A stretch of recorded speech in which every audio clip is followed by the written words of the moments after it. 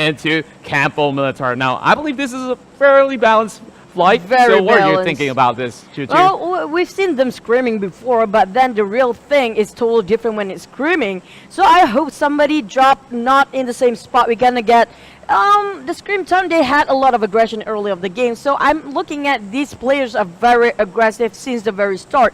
But I'm just hoping they are not clumping too early in the game so we can get more actions throughout the whole match one. Yeah, exactly. And when we look into towards the flight, we see Rolix dropping into Valdemar, followed by Dynamo heading towards the south side by himself. I'm not too sure exactly where the rest of Dynamo's squad is at. When we look into this, they are separating themselves into somewhat Los Leones. So that's something that's pretty interesting to me. So that Smokey could possibly get himself looted up and scouting out for some of all these other teams. While over on the mid side, we will see a lot of teams folding across St. Martin heading towards the northern section as well. Well, that's true. Well, looking at this, a lot of clumping areas. I see even around Minas de Vel is kind of overpopulated, but nobody is dropping around El Pozo. Oh, yeah. That's kind of rare. Looking into El Pozo, we see Kissel's team slowly floating over, taking the sweet time. There will be a squad challenging alongside Kissel, though, as Sinchuan will be taking over in the corners of water treatment as well as Creative Fields. Now we see them slowly floating off, so we haven't really had much of a casualties except for one, though. Sorry, we did miss out a little bit on that, but Ronnie's going to go in to ram somebody over. Oh my goodness me, he misses his shot, and he's going to go in for a little bit of U-turn, and they're running for their lives. There's no weapon on him, and oh man, he misses for the second time. The Ronnie is really going for the raw one, because look at this buggy. It's not just a weapon right now. It's more than that, and he might be punched here. Come on, fist fight. This is funny. Be a man, hop off the vehicle. Oh my, Kissel just got from off the map for K7. Kaichi's team is kind of in a troublesome moment right now. We see Jingwei dropping out early into this game, so we have a total of 62 still left alive. While inside of El Pozo, we see Kissel just sharing the compound. And over inside of Kaichi, I think that they're severely underlooted right now. Smokey OP will be knocked over, and a little bit of a casualties early into the game. Oh, wait for it, the Ronnie just being punished so bad because he was chasing with that buggy and straight away out of the map. I still have 61 alive. This is just how aggressive these guys are. Straight from the first phase of the game, they are just pinning, spraying anybody that they can. Here we can see Ash tapping from across, and this is Barrel doesn't really have much of a sight over onto it equipped, while Destro is going to go into loot up after taking down some of these guys coming from the Ronnie squad. So they're going to have a long brawl inside of the corners of Los Leones, but they better stock up on some of these loots. Now, this is still the first game of the day, so maybe it's just a little bit of warm-up for some of your superstars out there.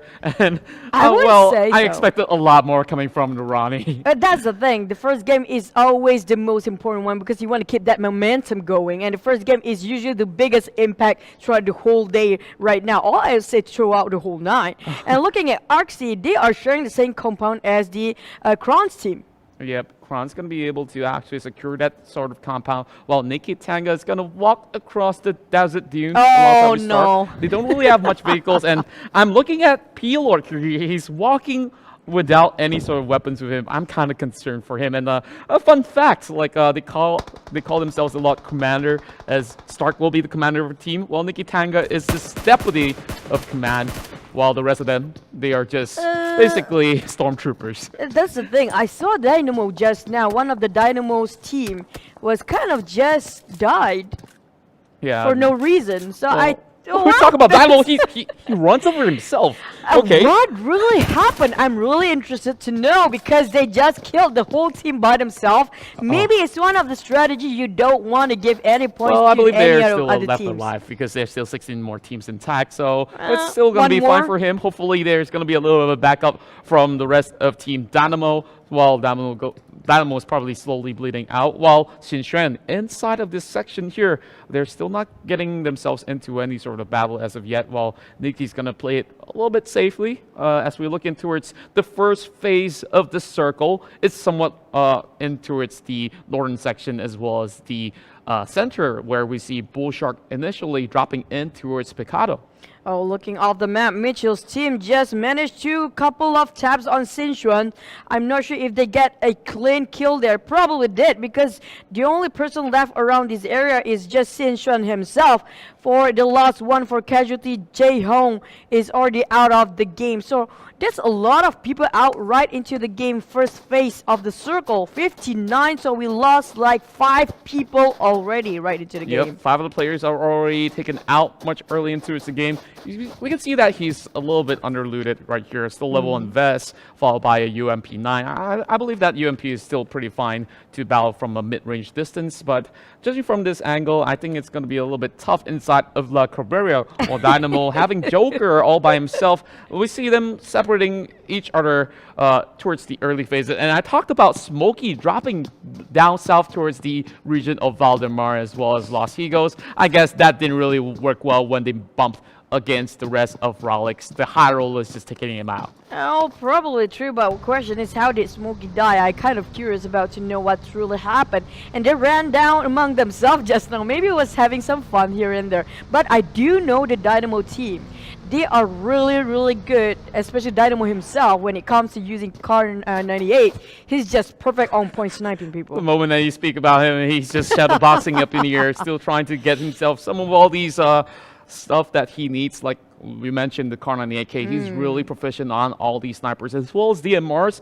While inside of the other sections, they're pretty much well scattered across the map, but eventually they have to move in towards the next phase as the circle will close up in about 10 seconds from now. It'll still take a little bit of a time, but Garibu here, they don't really have much of a vehicle, so it's going to be a little bit tough for them to rotate. You can see the S6 being equipped over in the back, so I'm not sure how this one's going to go for him. He needs some better equipment right there. Yeah, I have to agree on that. But looking at the other side of the map, we have around Al-Azhar.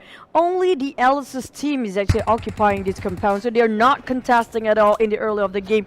While the rest of Sichuan can separate. There you go, 1 knock and 2 more to go. While there's nobody backing Sichuan up just now. Haksoi will be able to secure that sort of a kill, and you mentioned that he was all by himself for such a long time, and they've managed to track him all the way. So Haksoi says thank you very much for the helmet as you managed to swap it out for the level 1. And he's pretty much well stocked up, so they are right inside of the zone. They don't really have to worry too much, while Siren will be leaving himself alive alongside with Coco. So they're going to take a stroll over on towards the other section right there. Perhaps hiding inside of the Oasis might be one of the options right there.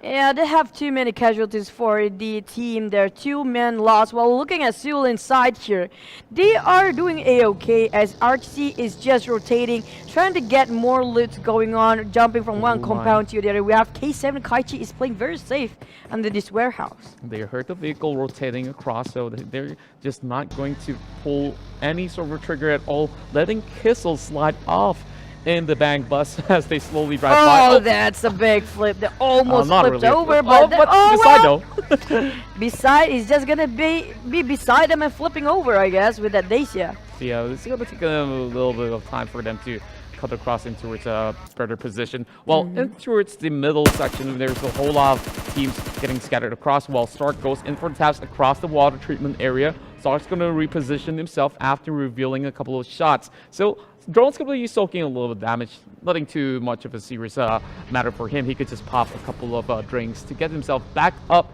on track. So this first phase, we've already seen a couple of members dropping out here and there, but looking towards this situation here, Kron 10OP has been pretty much playing safely as compared to the rest. Yeah, they are not being contested at all and having their best time of their life, just looting one by one. Nobody disturbing them. While looking at Dita's team, they were very quiet in the scream, but looking at how they are very looted up, and Rolex team is the same, goes for them. They have decent gears on them as well. While the rest of Chem Boosting, well, they are just having fun. Most of them are just playing very safe, conservative in the early games. Only a couple of teams actually might bomb into each other a little bit on the south side of the map. Yep, RRQ Kenbu has been pretty much confident about this. Seems like the rest of Kissel, they'll be camping up on top of the hill while we manage to see Rolix making their way up towards the corners of Montenevo. Well, they might just bump into some other squads right across because the last time I remember, Dita was just right across. Now, to go to Rolix, they are just passing by, and we know him from the previous season of the PUBG Mobile Star Challenge last year, 2018. Yeah. He was playing in Cloud9, and this time around, he's going to bring back some of these boys here to play alongside him. Oh, speaking of the last years, we have Bullshark who played last year as well. They were brilliant. Yeah, I got to These say that guys they're are really really great at what they're doing.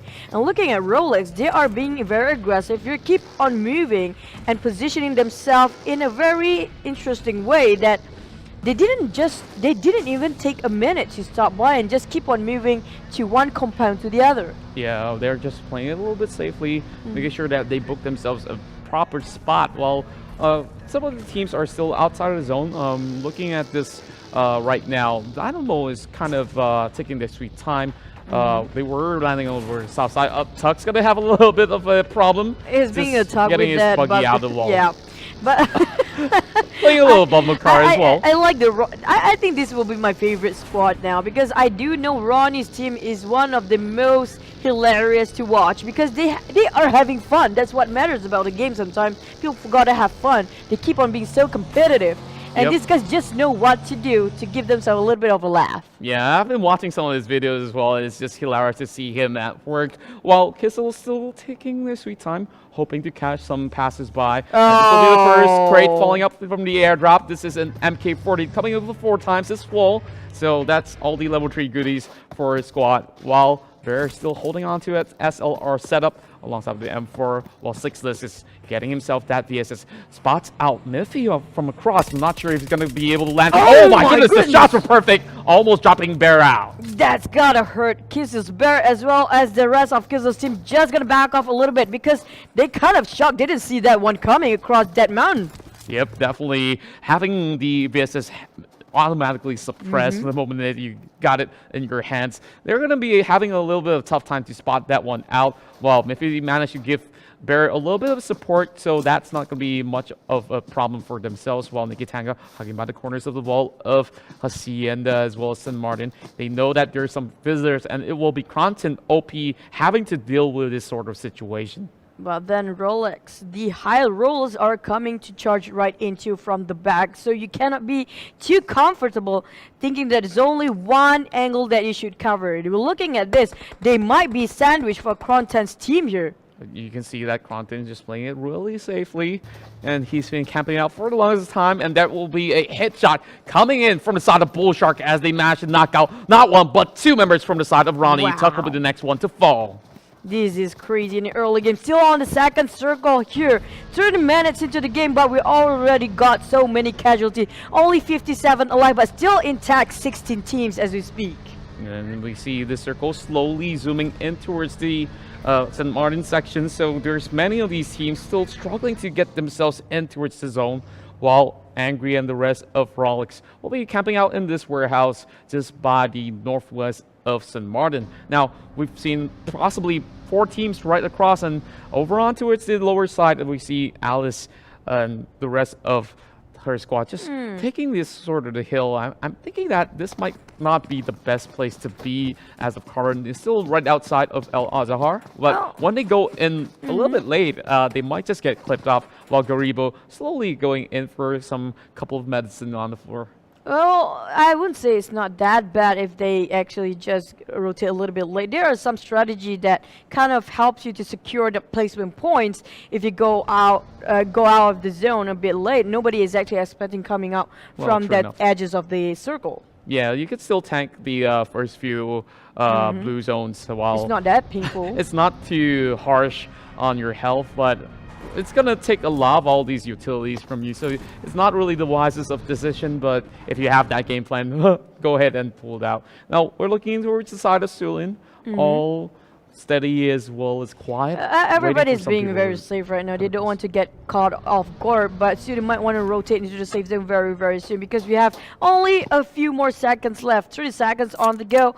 While the rest of the team from Sichuan, I'm looking at the map right now because nobody is actually rotating to the north. So they will be not bumping into anybody very, very soon.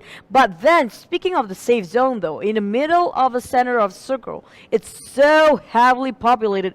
I think those who rotate very late will actually be very safe. Yep, we did see a crate dropping in with the M249, and nobody's going to be able to secure that one in the back, while Arxie slowly taking the bike, trying to get himself secured, while Pie's on the lookout on the top side of St. Martin, as this is quite a vantage point for themselves. They have a perfect field of view towards the other members that are headed towards the lower side of the town, while Alice is having a little bit of a rocky ride across Christaval. They're driving over the northern section there. Well, I heard a couple of taps there just now. Maybe they're just trying to testing out the bullets drop or whatsoever. Well, speaking of, they are rotating into the safe zone, right? I do see Dynamo Gaming is kind of separated from the rest of the team, while Garbu might be engaging the war. While looking at RC, Kambu is actually challenging Arxie's team. Yeah, we see a Poppy manage to cruise through his way, still being safe, and I'm not sure where the rest of his squad is at. Well, Arxie is just getting secure, while we see they are just slowly securing this office building, as there will be an AUG for the side of Bear. Kissel is going to be really happy about this, and they've already gotten themselves the first package, and this is the second one coming for themselves. Oh yeah, well, looking at on the higher ground, the rest of Kissel's team is getting the tunnels on Rolex. The high rolls will be very, very on alert mode right now because they are trying to pin them down. While Garbu is kind of stuck in between Kron's team as well as Nikitanga's team here. They might be sandwiched, but Austin, is he the only person there? Nope, I don't think so. The rest of Garbu is actually around behind Kron's team. This is interesting. Yep, we can see that everyone's just playing it a little bit safely, and they are just being very tactical. They want to be the one to secure that first chicken dinner of the day. Now, we see Tron just hiding by the corners there, while Dita is just playing by the corners of the slum. They are across power grid, there, which is still pretty much safe in towards the zone. I wonder where the next phase will be at, as the blue zone has slowly ticked it off. So phase number 3 is going to be a little bit more interesting, where they will be forced to fight each other off. Speaking of Data's position at Power Grid just now, if I'm not mistaken, one of the hut, if you're actually on top of that hut, you can see a lot of stuff over the very vast field. It's one of the best places you can get your covers or your defensive mode on. Well, looking at Michelle's team, they are actually trying to engage Arxie, but kind of hesitant there for a moment because they know they're kind of in an open field, but they get the higher ground advantage. They can open fire if they want to. That's right, and looking at the next phase, it will be inside of St. Martin, getting smack right in the middle of the city. Portions of Power Grid is still being covered up, so Ronnie's going to be happy about that for the time being. While over the northern section, they will have to snug and tight. We're about to see some of these teams fight it out, while Dynamos is all by himself over on towards the northeast section. So over on the city, we see Chrono P. Oh my, they're receiving a couple of taps there, and Bullshark is just pressuring them right through. Well, the high roll is actually tunneling on Krone's team. We do have only Austin on the other side, while the rest of the team kind of have him as cover. Maybe he's just acted as the bait for the team. Well, they are actually holding their post, not moving or budging, trying to be in a very, very safe game style, I'd say, because well, I was hoping they would be more aggressive, because we've seen that in the first circle. It was very, very different from what we're looking at. And Michelle was being couple of taps, half HP down. Looking at this, Archie is not giving away this kill. Archie is still trying to tap him off the vehicle. Managed to deal quite an amount of damage, leaving him with only 30% of health. So Mitchell will be able to save himself for the time being. But you see, the pickup truck has already been all smoked up. So I'm not sure whether or not he will be taking that vehicle, and he rather go on foot instead. It is a pretty cool bag, by the way. It looked like a samurai bag, if you've seen that. Looking at Arxie, he's just going on a scout mission here, while Michel is still running on his barefoot. MK14. Wow, that's a whole set there. Yep, definitely a set for any one of these guys inside of the town of St. Martin to secure this sort of loot. While we see Arxie having a little bit of flip right there. That's a nice stun. Oh my. Well. Not sure if it's his cameras or he's just pulling off all these style. Well, I'll give him some points for that. But here comes a little bit of taps coming from the side of Kissel99, going for the spray down towards the side of Arxie as they manage to secure themselves in towards the city. But there's going to be a whole lot more trouble inside of St. Martin. That's a beautiful spray, but didn't tap anybody at the time. But Arxie just joined in the party between Rolex as well as Kron's team just now. Well, we're looking at four-way angle war here, which coming very, very soon. Managed to get one, and Arxie, two more to go. What this is, Kron's on fire.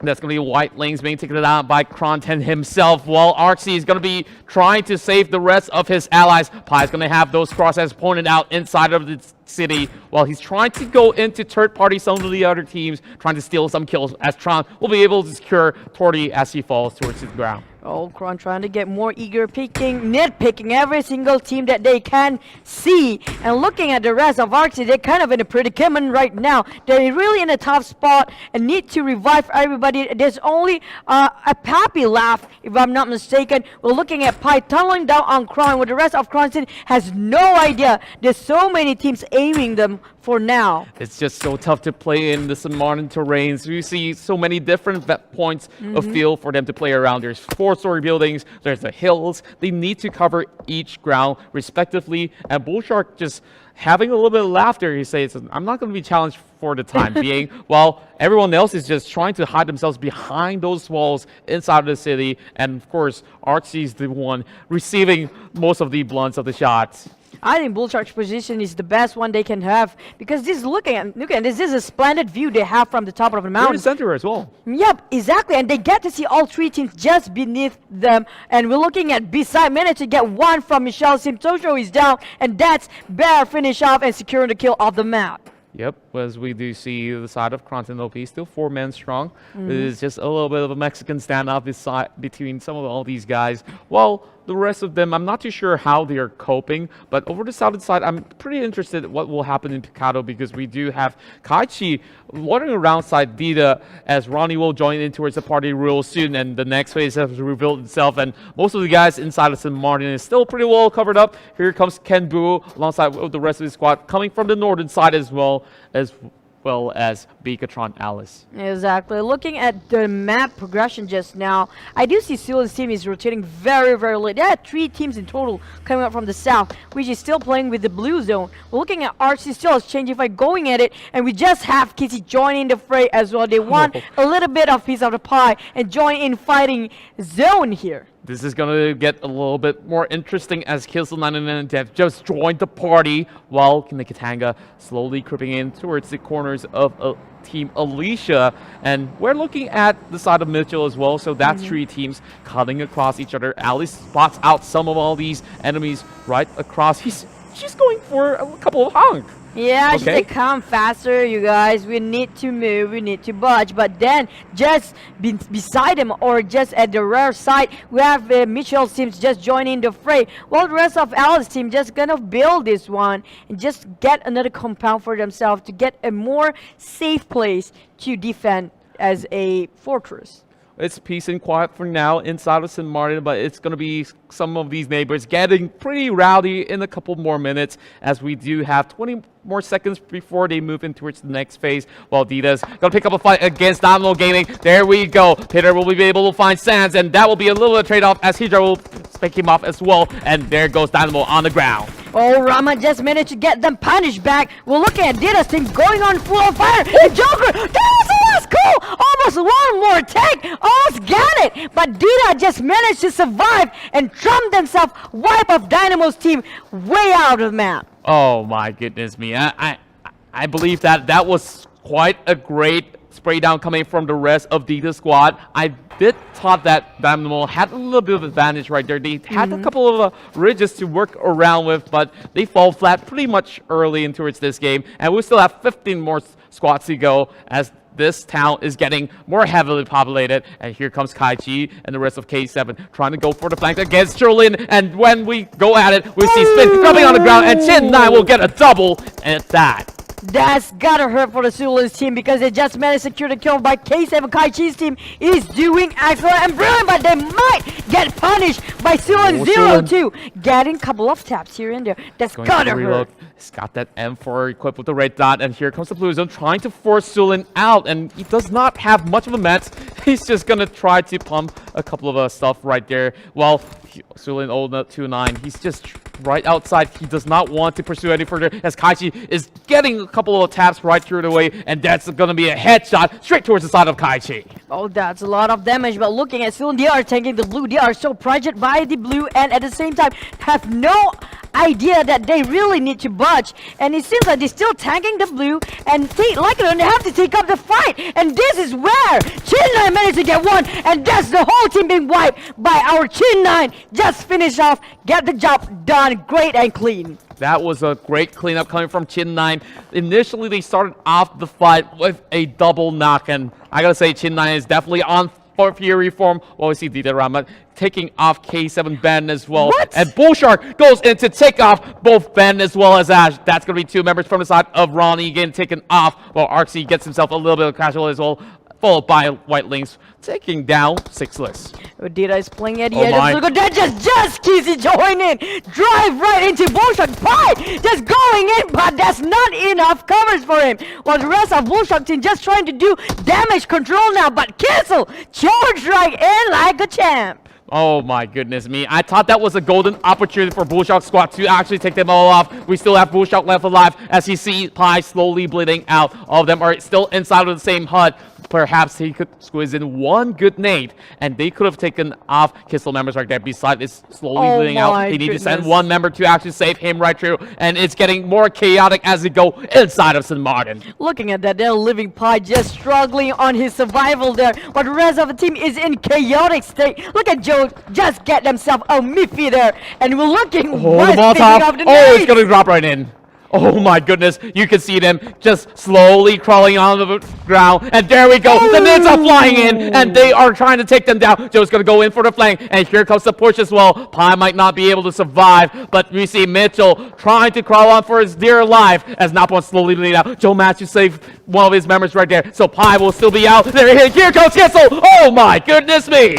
Oh, Bullshark managed to do another job well done while the rest of Kissel being punished back here. Bullshark is having a hard time surviving. We're looking at Arxie just going on head-to-head against Rolex as well. No! Oh my goodness! Bear managed to actually clip him off. So Arxie wasn't unaware, but there's still White Lynx right at the back trying to go in for the save. So does Bear. He's trying to pick up his team captain. What? So Kiesel should be up on the ground. But here comes the blue zone to spot the corners right there. He spots out a Poppy. A Poppy will be shredded out as well. There goes Campbell. Oh my word! There with his man K40 will be able to secure those kills right in his hands. And there goes White Lynx, and the rest of Arxie is out of the game. It was after one, then another. We're looking at Rolex versus Bullshark and Kissel. Three-way war, three angles here, and the rest of the team just going in a chaotic massacre on the other side of the map. Cronton just securing this warehouse for the time being, having the barrel up on the ready with 40 clips up on tack. He's gonna go with the spray, and there goes Campbell as well, trying to juggle it off. He's going for the reload. Oh my goodness, he's still alive. He's rotating around. Oh my word! goodness. One more dot of health left for the side of Content OP. That was a flashy move there. He managed to roll out the last man. It was last take of life.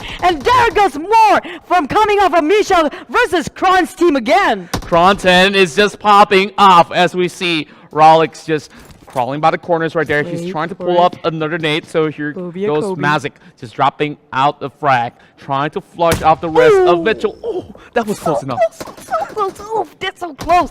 If only a little bit loop side, it would hit on the spot. While the rest of Michelle's right. Oh, he hit Michelle right on the dot. But they still got a little bit of HP there, 40% left. Well, the Shroud of Smoke is going to be taken off. Haxo is still slowly bleeding out, needing a little bit of revival Yes. coming from the side of Napon, but Napon does not have enough time. The moment that he reveals himself, Magic's going to go in for the nade. I think he's going to drop it right through. Oh my, he's going to run for his life. Looking at this Nikki team is taking the advantage, being sandwiched is Kron's team. Looking at this, he can't go for another clutch for Crow's team. While the rest of them trying to get the damage control. Michelle is down as well. Nikki's team is being punished straight away when they try to leave the compound. We can see now opponent slowly bleeding out. There's not going to be any members left alive to save him as Mitchell is still struggling to get into the next phase. Austin going to go in for the push. Spots out Lash. Oh my word. That will be one more member down as Alice's team manages to secure yet another